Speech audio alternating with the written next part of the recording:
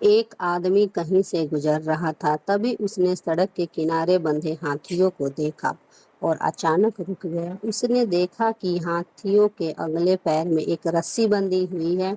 उसे इस बात का बड़ा अचरज हुआ कि हाथी जैसे विशालकाय जीव लोहे की जंजीरों की जगह बस एक छोटी सी रस्सी से बंधे हुए हैं। ये स्पष्ट था कि हाथी जब चाहते तब अपने बंधन तोड़कर कहीं भी जा सकते थे, पर किसी वजह से वो ऐसा नहीं कर रहे थे। उसने पास खड़े महावत से पूछा कि भला ये हाथी किस प्रकार इतनी शांति से खड़े हैं और भागने का प्रयास नहीं कर रहे हैं। तब महावत ने कहा, इन हाथियों को छोटे पर से ही इन रस्सियों से बांधा जाता था। उस समय इनके पास इतनी शक्ति नहीं होती थी कि बंधन को तोड़ सके। इस कारण धीरे धीरे उन्हें यकीन होता गया कि वो इस रस्सियों को नहीं तोड़ सकते, और बड़े होने पर भी उनका यह यकीन बना रहा, इसलिए वो कभी इसे तोड़ने का प्रयास नहीं करते हैं।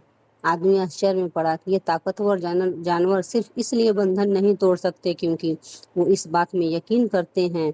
इन हाथियों की तरह ही इसमें हम में से कितने लोग सिर्फ पहले मिली असफलता के कारण मान बैठते हैं कि अब हमसे ये काम नहीं हो सकता, और अपनी ही बनाई हुई मानसिक जंजीरों में जकड़े जकड़े पूरा जीवन गुजार देते हैं। दूसरी कहानी, अंधा घोड़ा। शहर के नजदीक बने एक फार्म हाउस में दो घोड़े रहते थे। दूर से देखने पर वो दोनों बिल्कुल एक जैसे दिखते थे, पर पास जाने पर पता चलता था कि उनमें से एक घोड़ा अंधा है। पर अंधे होने के बावजूद फार्म के मालिक ने उसे वहां से निकाला नहीं था, बल्कि उसे और भी अधिक सुरक्षा और आराम के साथ रखा था। अगर कोई थोड़ा और ध्यान देता तो उसे ये भी पता चलता कि मालिक ने दूसरे घोड़े के गले में एक घंटी बांध रखी थी, जिसकी आवाज़ सुनकर अंधा घोड़ा उसके पास पहुंच जाता और उसके पीछे पीछे बाड़े में घूमता। घंटी वाला घोड़ा भी अपने अंधे मित्र की परेशानी समझता और बीच बीच में पीछे मुड़कर देखता और इस बात को सुनिश्चित करता कि कहीं वो रास्ते से भटक ना जाए। वह यह भी सुनिश्चित करता कि उसका मित्र सुरक्षित वापस अपने स्थान पर पहुंच जाए, और उसके बाद ही वो अपनी जगह की ओर बढ़ता।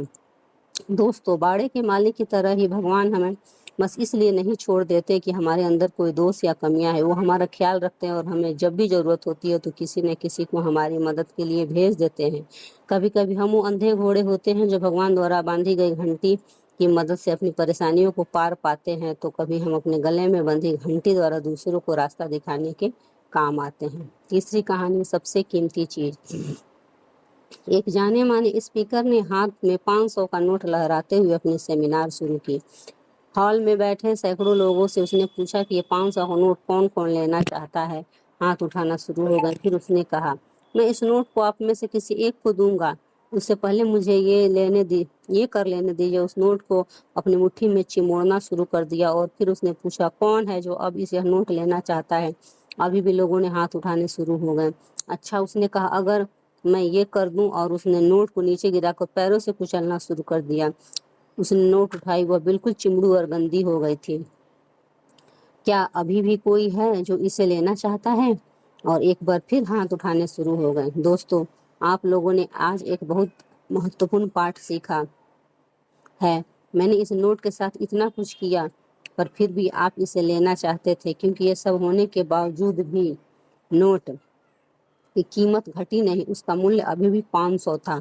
जीवन में हम कई बार हम गिरते हैं, हारते हैं, हमारे लिए हुए निर्णय हमें मिट्टी में मिला देते हैं। हमें ऐसा लगने लगता है कि हमारी कोई कीमत नहीं है, लेकिन आपके साथ चाहे जो कुछ हुआ हो या भविष्य में हो जाए, आपका मूल्य कम नहीं होता। आप स्पेशल हैं, इस बात को कभी मत भूलिए। अभी भी बीते हुए कल की निराशा को आने वाले कल के सपनों को बर्बाद मत करने दीजिए। याद रखिए, आपके पास जो सबसे कीमती चीज है वो है आपका जीवन। अगली कहानी, लकड़ी का कटोरा। एक वृद्ध व्यक्ति अपने बहू बेटे के यहाँ शहर रहने गया। उम्र के इस पड़ाव पर वो अत्यंत कमजोर हो चुका था।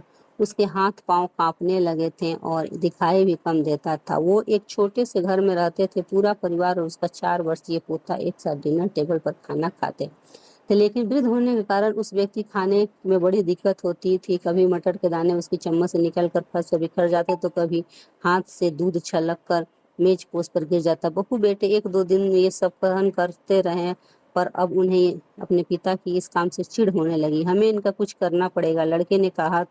बहू ने हाँ में हाँ मिलाई वो और बोली, आखिर कब तक हम इसकी वजह से अपने खाने का मजा किरकिरा करते रहेंगे और हम इस तरह चीज़ों का नुकसान होते हुए भी नहीं देख सकते। अगले दिन जब खाने का वक्त हुआ तो बेटे ने एक पुरानी मेज को कमरे के कोने में लगा दिया और बूढ़े पिता को वहीं अकेले बैठकर अपना भोजन करना था। यहाँ तक कि उनके खाने के बर्तनों की जगह एक लकड़ी का कटोरा दे दिया गया था ताकि अब और बर्तन ना टूट फूट सके। बाकी लोग पहले की तरह आराम से बैठकर खाते और कभी कभार उस बुजुर्ग की तरह देखते तो उनकी आंखों में आंसू दिखाई देते।